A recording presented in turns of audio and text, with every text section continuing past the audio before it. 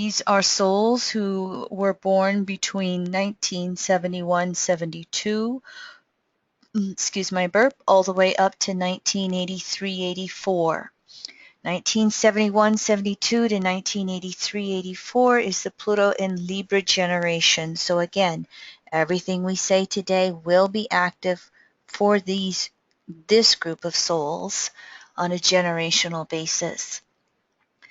So Pluto in the 7th house is going to be a cardinal house. Cardinal is the modality of action. Cardinal, fixed, mutable. So whenever Pluto is in one of the cardinal houses, 1st, 4th, 7th, 10th, it will always represent a new evolutionary cycle starting. In this case, it's going to be a new cycle of relationships on a one-on-one or intimate basis that will then expand in relating as we move through 8th and 9th houses. As a matter of fact, from 7th to 12th is always an expansion in relating in broader and broader cycles, groups of people, etc. 7th house Pluto souls, or Pluto and Libra souls, have been learning lessons to develop an objective awareness about themselves, to understand their sense of individuality within any social context. They have been learning lessons of equality, relativity, and being able to listen to another, that famous psychology of listening that we say with Libra and the 7th house. And when they do this, what they are actually doing is learning how to listen to another person and that person's reality as it exists for that person, rather than what we want to project onto what we are hearing. We'll look at this in more detail in future slides. And they are also learning how to participate in relationships as an equal. One of the slides will tell us that in traditional or general astrology, many times an assumption is made that Libra in the 7th house is already balanced, when in fact the opposite is true. When you see planets in Libra or the 7th house, they are needing to most likely learn balance and equality. So it is necessary for 7th house Pluto souls to be involved in a wide variety of relationships. And this creates exposure to many different value systems, different intellectual systems, different types of emotional patterns, different types of spiritual beliefs. These are souls that have been learning how to understand their own intrinsic individuality through comparison or evaluation of any relationships that they form with other people. Through that compare and contrast, the feedback allows the 7th house Pluto or Pluto and Libra souls to recognize this is who I am and this is who I'm not. This is what I value and this is what I do not value. This is what I want in relationship and this is what I do not want in relationship. In other words, that comparison with others allows these souls to become aware of who they are as a unique individual soul. They also, through this comparison and contrasting of different relationships, are learning lessons of objectivity versus subjectivity. Remember, with Pluto in the 5th house, the 11th house polarity, Aquarius house was objectivity, 5th house Leo was subjectivity. There are multiple archetypes in evolutionary astrology when we look at the archetype of objectivity. The seventh house in Libra is where we begin to actually be able to be objective with things. And what we're talking here is the triune of the air signs and air houses, Gemini, Libra, Aquarius. Gemini gets all that information and contrasts it and looks at all the different ways. Libra then starts to find the balance with that and begin objectivity. And Aquarius is where it is fine-tuned, where we really can affect that ability to detach and be as objective as possible. It's a little harder for Libra in seventh house to have that detachment. However, they do have that lesson of learning to reach towards objectivity. A fundamental lesson for this Pluto house signature is learning how to participate in relationships. And as we've been taking these classes around the 12 archetypes or 12 houses, the first through sixth house, or Aries through Virgo, saw a focus on the subjective development of any individual. There was a self-centered orientation to these Pluto signatures by house or sign. That egocentric seed of individuality started with the first house in Aries. It progressively expanded until fifth house Leo. And in fifth house Leo, that's where it really blossomed into that creative self-actualization of our own unique individuality. Then we move, more information. I'm getting ahead of myself. And what happened after, I see what I did. I got myself mixed up on my slides. Excuse me. I get a little flustered when, all of the computer stuff doesn't just operate like it's supposed to in the moment. And it takes me a little bit of time to just ease back into my teaching mode. But after Leo, fifth house, Virgo sixth house, as we looked at last month or 2 weeks ago, last week actually, this is where we experience that essential aloneness, purification of any egocentric self-importance. Remember Leo fifth house pyramid reality? Virgo sixth house inverts the pyramid reality structure. And so we have to learn practical work skills. We have to purge the ego of any delusions of grandeur.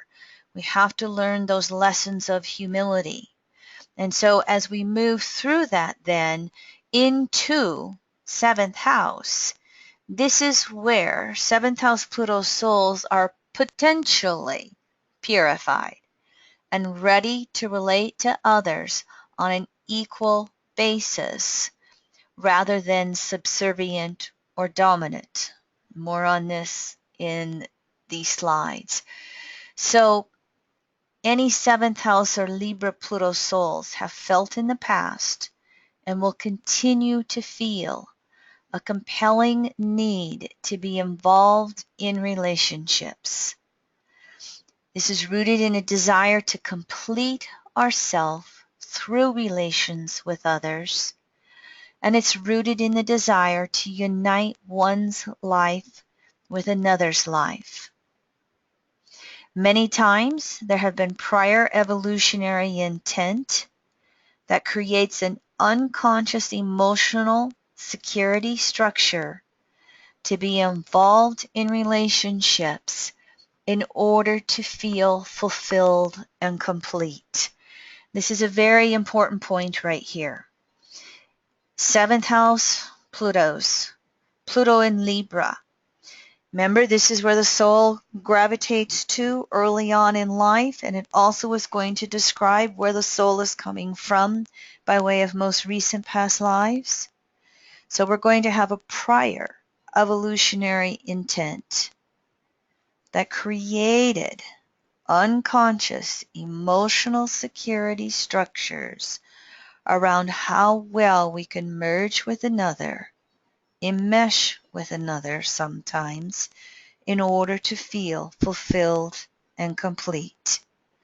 If you do any observations of this Pluto in Libra generation, yes, you will find the extremes of those who are loners, and for whatever karma or karmic pain, there can be fear of being in relationship. You can go to the extremes on the other end of this Pluto and Libra generation being so enmeshed in relationships, they have to be forced into being alone. Those are the two extremes. And then we have all of the millions of souls in between who go through relationship after relationship after relationship. And it becomes important not to judge this. It's the orientation of the soul. It is their ability to have another to bounce off of that they gain the clarity of who they are. So this is a relatively new evolutionary cycle. And what this means then is that these souls have been learning an ongoing lesson of how to be involved in relationships with others on an equal basis. They are so orientated towards relating, merging, connecting, and meshing with another. But many seventh house Plutos, many in the Pluto and Libra generation, have not yet learned how to be in relationships on an equal basis.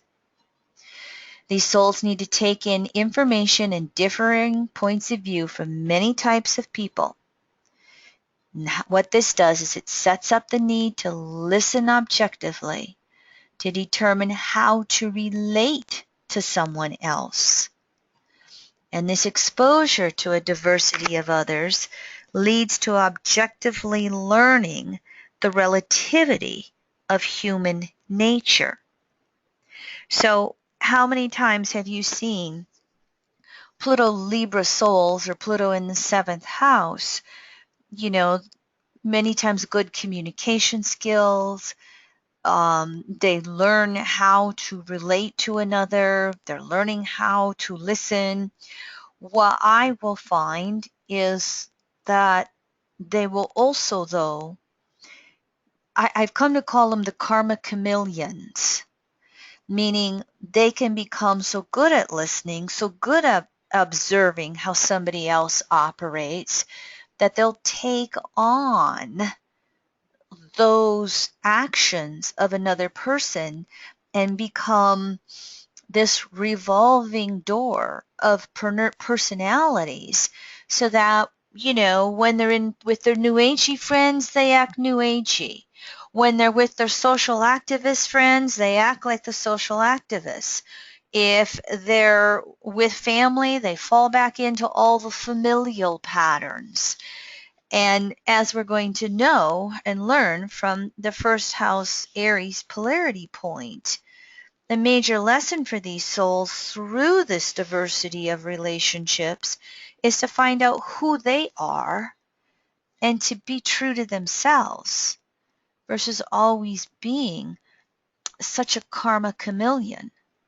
Now they need to learn this relativity of human nature and how people are so different, and learn how to not judge others, just like we have to learn how to not judge them for being so relationship oriented. Again, they have to learn how to be true to themselves as they take in all of this diversity of interaction and personalities that are out there with other souls. They can have prior life patterning where it sets up the issue where the individual will become, like I just said, overly involved in too many relationships, including becoming overly involved in, again, taking on the patterns of those relationships. And they can take in too many differing points of view and values. And when that happens, they lose sight of their own individuality, and they can become overly absorbed in the realities of everybody else, the karma chameleon. These souls can become compulsively dependent upon opinions, advice, and knowledge of others as the means of determining who they are and what they should or should not be doing in their lives. And when they become this dependent, it sets in motion. Well, this dependency is set in motion as soon as the individual loses sight of his or her own individuality. And so what these souls have to learn is they cannot relate to self without relating to others first. This is a distortion. They've lost sight of that first house or Aries polarity, the evolutionary intent. They have to get everybody else's opinions, beliefs, information before they can reach out and find themselves. They're not comfortable with themselves unless they have others around.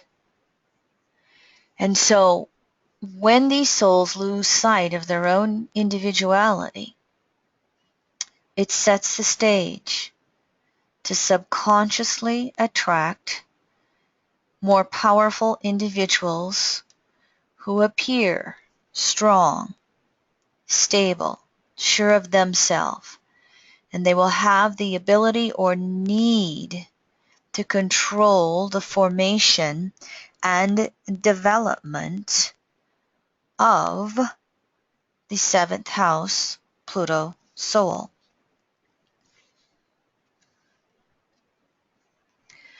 And what happens here is the seventh house Plutos, or the Libra Pluto generation, they've reached an extreme of imbalance and can become utterly dependent upon a partner or whatever people they are involved with. The worst case scenarios is that it promotes an alter ego effect, wherein the seventh house Pluto soul is promoting and or fulfilling the needs of another person or their partner to the exclusion of meeting their own needs or even acknowledging what their own needs are. The other person has manipulated the dynamics of the relationship, and they make that seventh house individual feel that their needs are being met by becoming the alter ego to the partner. In other words, the codependency of the seventh house Pluto soul attracts in someone who wants to dominate them, and in those extremes, the partner is manipulating the relationship to the point that they convince the seventh house Pluto soul that the partner's needs are the seventh house Pluto person's needs. You can see the extreme of imbalance that goes on here. The seventh house Pluto soul is dominated by the needs of the partner and led to believe that those needs, values, beliefs are their own. And that furthers a dependency upon the other, upon the partner, to have their own needs, etc., fulfilled. So the seventh house soul becomes an extension of another person's reality and identity, an alter ego. I have two parents who both have Sun in Libra. Married, it'll be 60 years next year. And I have watched this take place, especially early on in my childhood, where my Libra sun mother allowed my Libra sun father to totally control and dictate her world and her desires, her needs, her idea of having fun, or her ideas of how they should raise the children um, were just totally taken over by my father. And I was in my 30s before my mother finally found the power to stand up to my father. She actually left him twice. Both times it never lasted longer than a week. And she came back. It served to create change for a little while, you know, that Virgo crisis, and then the crisis is over and you go back to the old patterns. And that's what they did. And now I have a mother who is dealing with a father with early dementia, and she's finding herself needing to stand up again.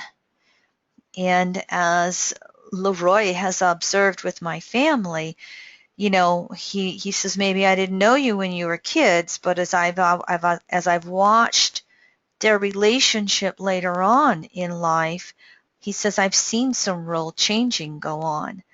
Mom may not be overtly dominating the relationship, but as she has been finding a sense of herself, she's been standing up for herself. You know, to the point I even, you know, this weekend we were with my family and my mother had to unload.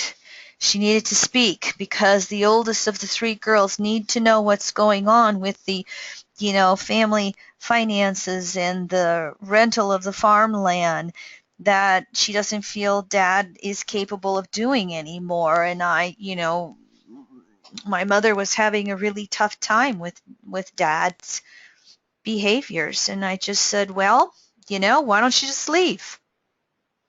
And I challenged her with it. And that just really melted her down. She couldn't go there. She said, at this point, after 60 years, I can't do that to your father. I says, well, okay, you'll set up the karma for the next lifetime, and I just let it go. Sometimes I'm a little too direct and blunt for my family, and they don't always like the Scorpio coming out when instead of being pleasing Libra. But you get the example of what I'm saying, of where we can have this Libra energy. It's not just natal Pluto in the 7th house. You can have somebody who has 3-4 planets in Libra or the 7th house, and you can see some of the same energy take place. So this same evolutionary dynamic of listening, observing, identifying the reality of another to give what they need according to the other's reality, also sets up another potential extreme way to behave in relationships. And in this case, it becomes just the opposite.